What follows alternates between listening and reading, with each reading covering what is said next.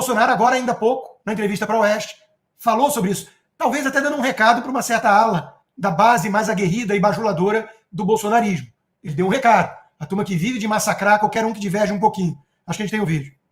Consta, Hugo Mota propõe moderar as penas, mas exclui a anistia da pauta, mesmo após o ato na Paulista.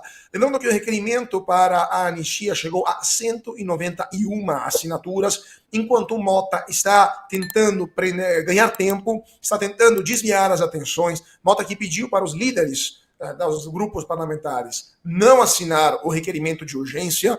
Esse requerimento, então, que necessita de apenas mais 66 assinaturas para atingir as 257 exigidas. O PL lidera o apoio com 86 assinaturas.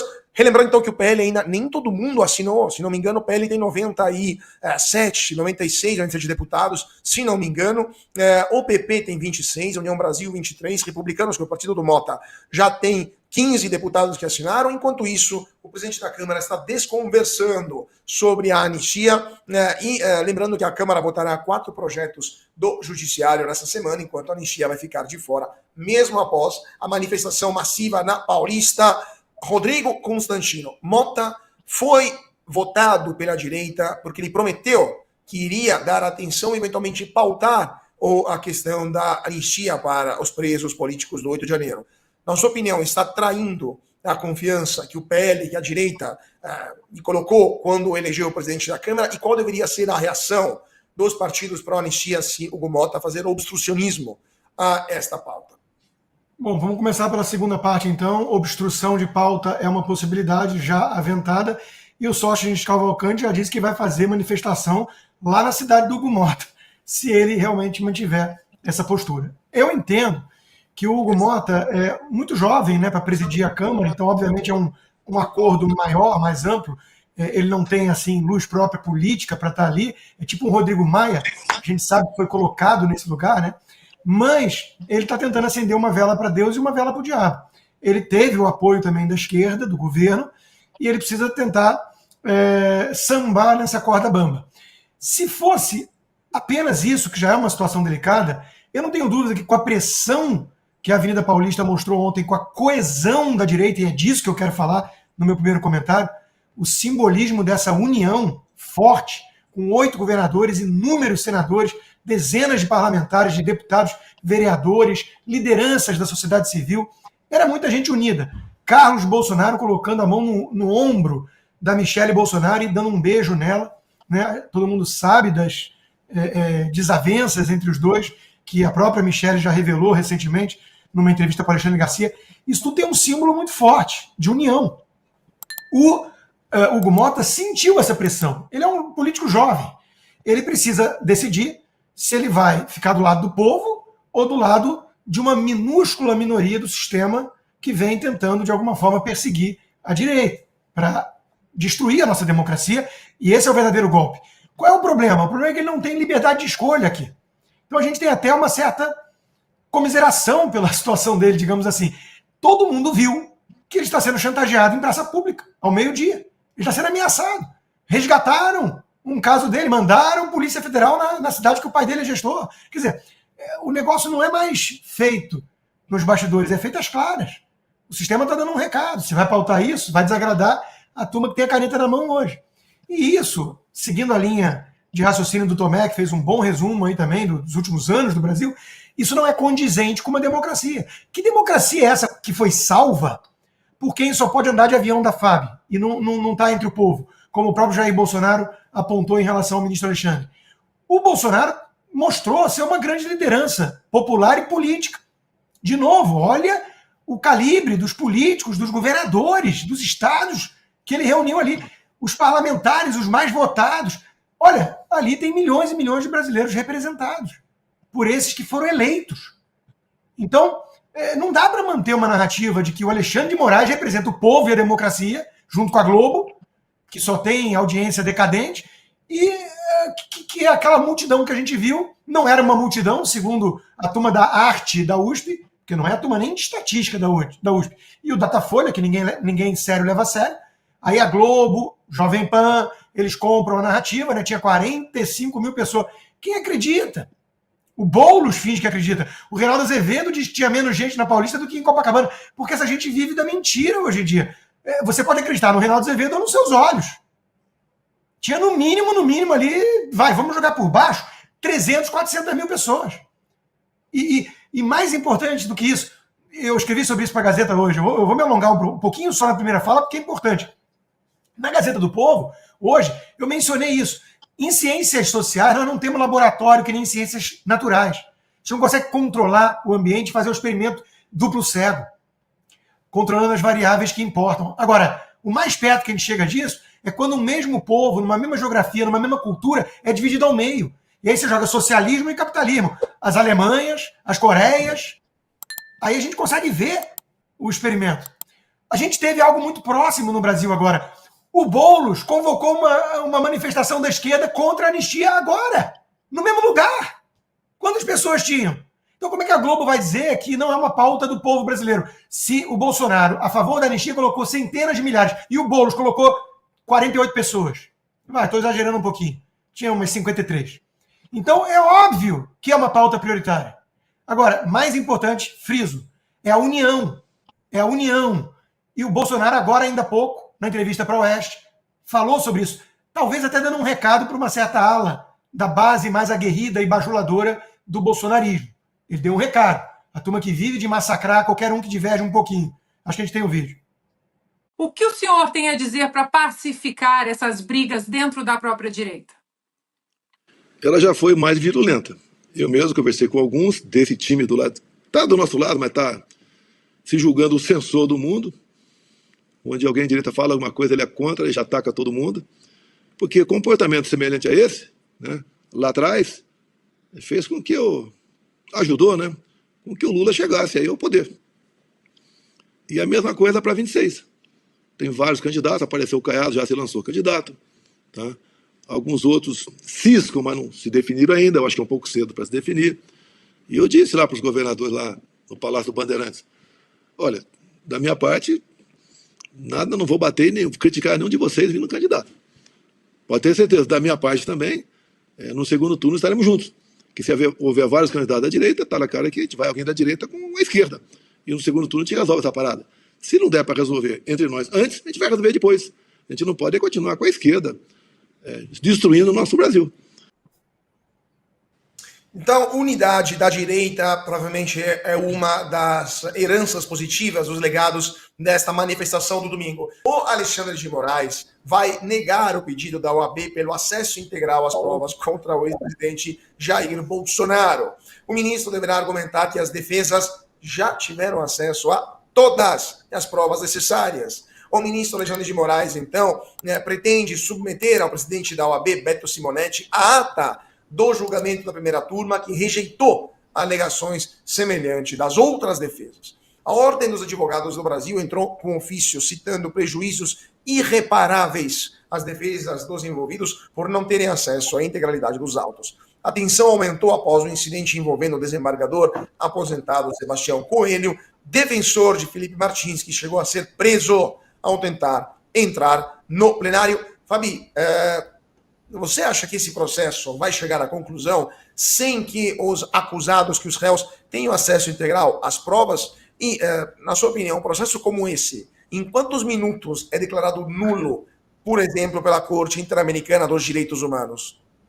Bom, essa corte aí também está dormindo, né? Vamos combinar. Porque o que mais precisa ser violado para elas tomar um tempo e falar, olha o Brasil, né? Eles vieram aqui, viram, todo mundo, né, fez aquela força para ir lá conversar pacificamente, foi exposto, tem relatório, tem processo, a corte inteira está devendo para o Brasil, tá? Então vamos combinar que também, daqui a pouco, justiça lenta não é justiça. Então que isso fique claro. Agora, o segundo ponto, a questão da OAB.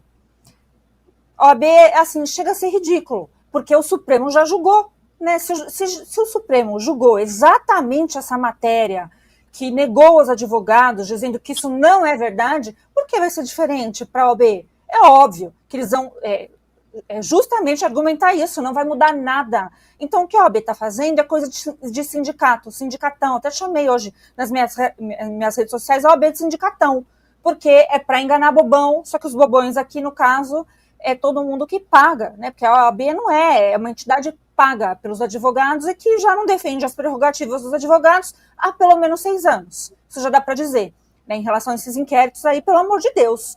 Então, assim, Beto Simonetti, eu nem me sensibilizo, eu nem me gasto o meu português, porque está bem cansativo, né? Eu acho que tem que mostrar serviço. Tudo que a gente conversa aqui no Brasil, que é pauta brasileira, que seja da economia, justiça, até morador de rua, qualquer coisa, quem vai se candidatar a partido político, tudo está nesse círculo vicioso, né, dessa hiperatividade do Supremo Tribunal Federal. Quem tem poder para parar é o Congresso Nacional. Desculpa, mas o povo ontem deu já mais uma vez, né, foi nas ruas e se manifestou. Agora o próximo passo, de quem é esse próximo passo? É do Congresso Nacional, que tem que tomar as rédeas da coisa e cumprir, fazer valer a Constituição Federal e também fazer valer coisas simples, como, por exemplo, advogado ter acesso integral aos autos, né? Coisa simples. Ou senão, isso aqui não é nem assim uma democracia, mas nem de muito longe. Pode vir gente da China, né? O pessoal do Supremo chinês, que eu nem sabia que existia, porque, sinceramente, a China a gente sabe como que é, né? Mas já que existe, já que estão aqui, meus queridos, né? Realmente eu tenho certeza que é o nosso Supremo que está ensinando como é que se faz uma juristocracia com cara e ar de democracia. O STF ampliou o foro privilegiado e colocou em risco as candidaturas da direita para 2026, com o Kassab, o Ciro Nogueira e também o Caiado, que estão enfrentando processos que poderiam inviabilizar os seus projetos eleitorais. Diversos pré-candidatos da direita estão enfrentando esses entraves judiciais que poderiam comprometer as suas aspirações eleitorais. O Ministério Público Eleitoral denunciou Ciro Nogueira por suposta obstrução de investigações, embora o STF tenha rejeitado a denúncia inicialmente. O Tribunal Regional Eleitoral condenou Ronaldo Caiado por abuso de poder político em disputa pela Prefeitura de Goiânia, e o Kassab, por sua vez, tenta arquivar o inquérito no STF, argumentando que o caso já foi encerrado com trânsito em julgado em novembro de 2023. Estamos em abril de 2025. Tomé, na sua opinião, o STF já está se preparando para desarmar as candidaturas mais competitivas da direita e para onde isso pode chegar até 2026? 2 minutinhos para você e 2 minutinhos para o Dr. Marcília, que temos muitas outras pautas para comentar.